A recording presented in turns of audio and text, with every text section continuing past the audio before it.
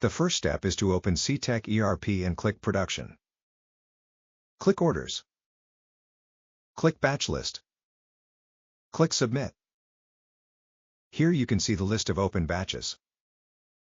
Scroll up and click Create New Batch. Name the new batch. Add the order lines you want to batch together.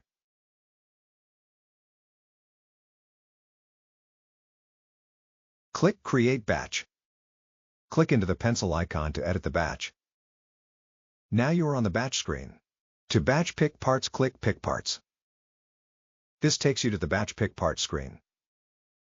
You can pick from bins individually just like the regular pick part screen. Scroll down and click Update. You can also pick all lines to pick everything at once. Click Update. Click Print to pull up the pick list. To leave the pick parts screen, click the X icon.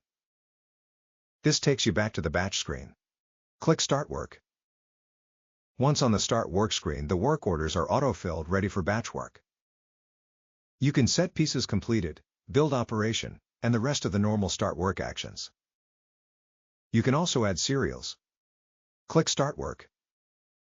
Now you have started work on all of the order lines in the batch. To stop the batch log time, navigate to Production. Click Management. Click Active Work. You can find the line and click Stop. You can also go into the individual order lines and stop the work. To batch change orderline status, click into the Change Status to box. Select a orderline status. Click Move Orderlines to change the status for all of the lines.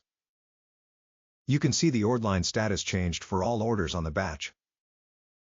To remove an order from the batch, click the X next to it. To close out a batch, click Close. Scroll up and that's it. You're done.